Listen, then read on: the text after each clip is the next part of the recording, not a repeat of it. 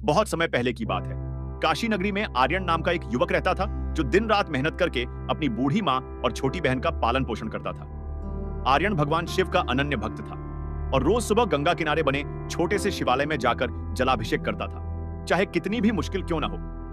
एक दिन शहर में खबर फैली कि पास के जंगल से एक खूंखार डाकुओं का गिरोह आया है जो गांवों को लूट रहा है और निर्दोष लोगों की हत्या कर रहा है। उनका सरदार काला खान बेहद क्रूर था और उसने कसम खाई थी कि वह काशी को भी लूटेगा।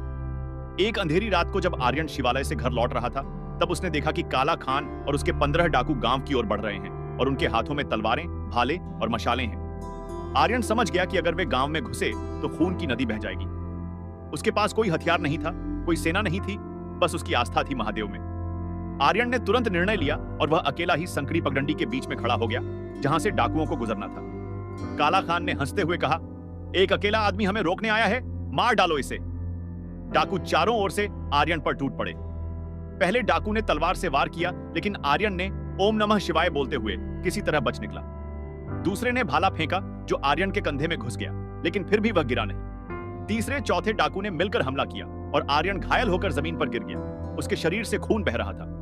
तभी काला खान ने अपनी विशाल तलवार उठाई और आर्यन के सिर पर जोर से वार किया, लेकिन जैसे ही तलवार आर्यन को छूने वाली थी, आकाश में बिजली कड़की और एक अद्भुत घटना घटी।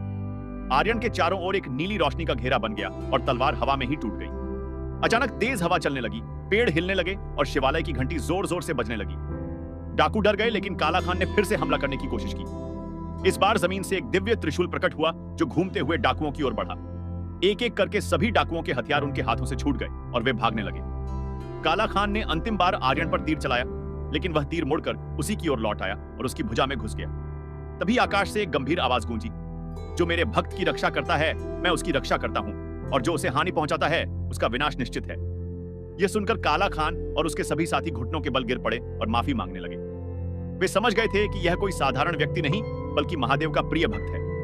उन्होंने वहीं अपने हथियार रख दिए और कसम खाई कि अब कभी किसी निर्दोष को हानि नहीं पहुंचाएंगे। जब गांव वाले सुबह आए तो उन्होंने देखा कि आर्यन तो गहरी नींद में सो रहा है और उसके घावों पर भभूत लगी हुई है और सभी डाकू मंदिर में बैठे शिव की आराधना कर रहे हैं।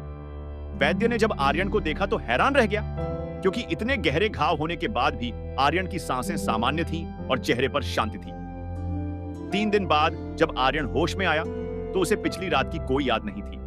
बस इतना याद था कि उसे लगा जैसे कोई उसके माथे पर हाथ रख रहा है और कह रहा है, डरो मत, मैं तुम्हारे साथ हूं। धीरे धीरे आर्यन पूरी तरह स्वस्थ हो गया और जो डाकू थे वे सब साधु बन गए और गांव गांव जाकर लोगों को यह संदेश देने लगे कि भगवान शिव अपने सच्चे भक्तों की हमेशा रक्षा करते हैं। काला खान ने भी अपना नाम बदलकर शिवदास रख लिया और जीवन भर शिव की सेवा में लग गया। आर्यन की यह कहानी पूरे देश में फैल गई और लोग दूर दूर से उस शिवालय में दर्शन करने आने लगे जहां यह चमत्कार हुआ था। आज भी उस जगह पर हर सोमवार को हजारों भक्त जमा होते हैं और कहते हैं, भोलेनाथ की महिमा अपरंपार है, वे अपने भक्तों को हर मुसीबत से बचाते हैं, बस जरूरत है सच्चे मन से उन्हें पुकारने की। इसलिए याद रखिए, जब भी आप संकट में हो, पूरे मन से महादेव को याद कीजिए, वे जरूर आपकी रक्षा करेंगे। हर हर महादेव, जय महाकाल।